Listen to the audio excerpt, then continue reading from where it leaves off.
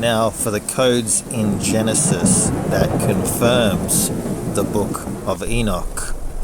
The mark of Kane and what it really meant.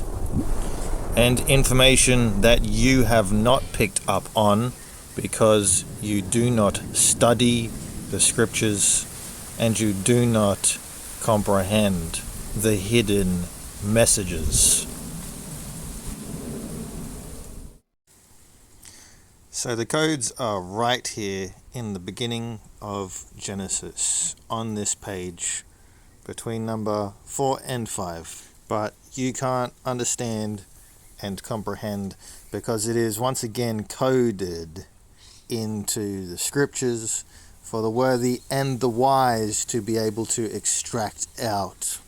So we will begin at the end and work backwards into Genesis for you to comprehend the code. We will start at Enoch.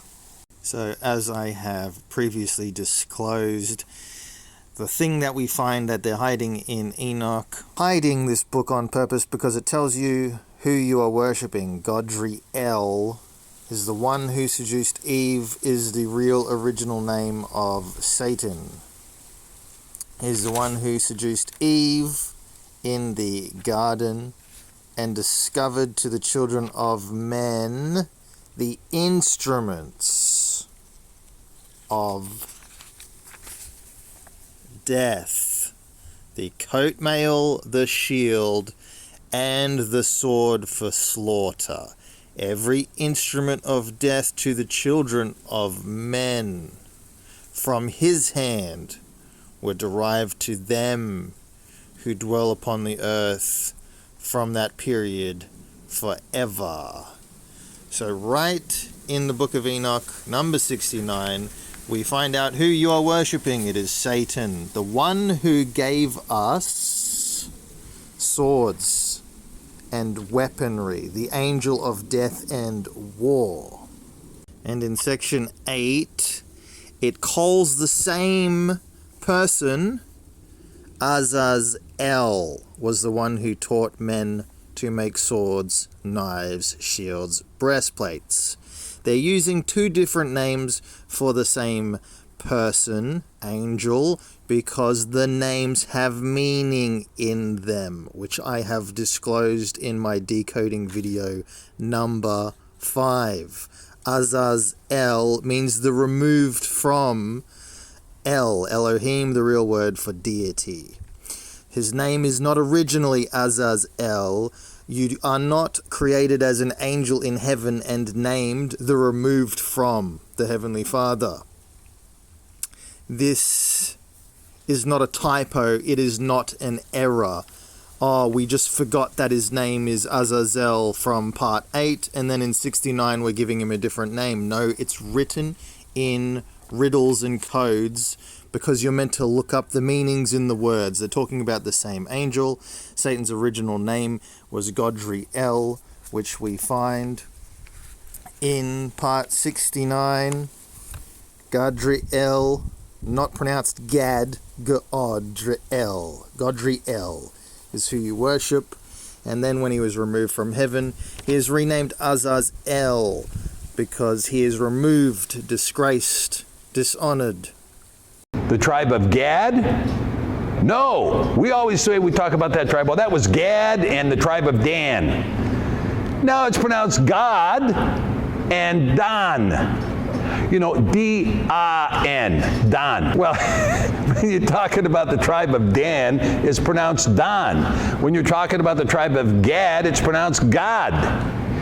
They say, let's worship the deity of that tribe of God. Let's worship the deity of God. Let's worship God. Do you see it? The serpent beguiles Chua, Eve, and she eats the fruit, and Yahweh comes down and says, I will put enmity between you and the woman, and between your seed and her seed, etc., blah, blah, blah. So this is assuming that the serpent is going to have seed, offspring, correct? And then we move down and we start getting into the codes. And Adam knew Chua, his woman, and she conceived and bore Kane. And she said, this is the first of her seed, I have gotten a man from Yahweh. Why is she saying that I have gotten a man from Yahweh? So when we look up the meaning of the name of Kane, it is to acquire or possess.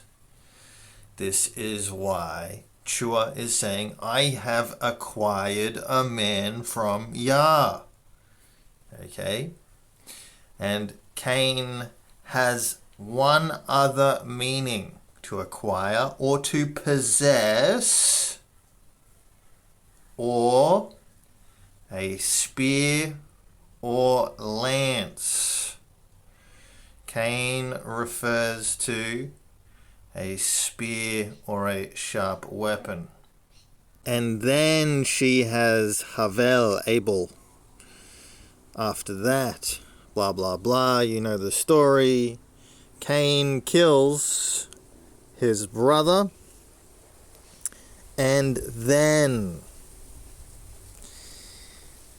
Cain is marked, and Yahweh sets a mark upon Cain. Now, what does this mark also mean?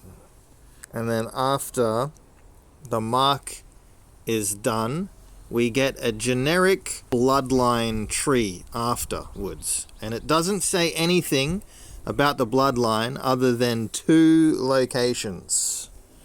Okay, we've got Lamech down here. Let's start down here, where Lamech boasts to his woman, hear me, ye women of Lamech, hearken to my speech. For I have slain a man to my wounding, saying, if a man wounds me, I will kill them, and a young man to my hurt, and if someone just hurts me, I will kill them. So clearly this bloodlust anger stemming from Cain runs down his bloodline, and this is what we're seeing here. We're seeing a bloodlust and anger that has gone through the generations, and this is what this means. It's just showing you what is going through the bloodline. And then the only other interesting thing we get here, the only person who is described other than this one sentence, is Tubal Cain. Ooh, that's interesting. He's got the same name as Cain, except he's got a Tubal at the start of it. And the only other explanation we get about this bloodline is Tubal Cain became an instructor of every artificer in brass and iron. That's all we get. We get a very interesting doubling of the name of Cain, putting a Tubal in front of it, saying this Tubal Cain guy was an artificer in brass and iron. He became a blacksmith. So what is the message that is hidden in here that supports the book of Hanok? And if we look up the word Tubal, it is to bring forth. So what did Tubal Cain bring forth? He brought forth the spear. So it's clearly in the name as well. And the mark, as soon as Cain is marked, he is marked for possession of Godriel, Satan, Azazel. Not only is Cain marked for possession, his bloodline is then possessed, owned by Satan, Godriel, Azazel, where Godriel teaches Tubal Cain all the instruments of death, the one who brings forth the spear and possesses his bloodline, curses his bloodline, death and destruction runs through it and is shown off in the words of Lamech, that he will kill you for slight grievances.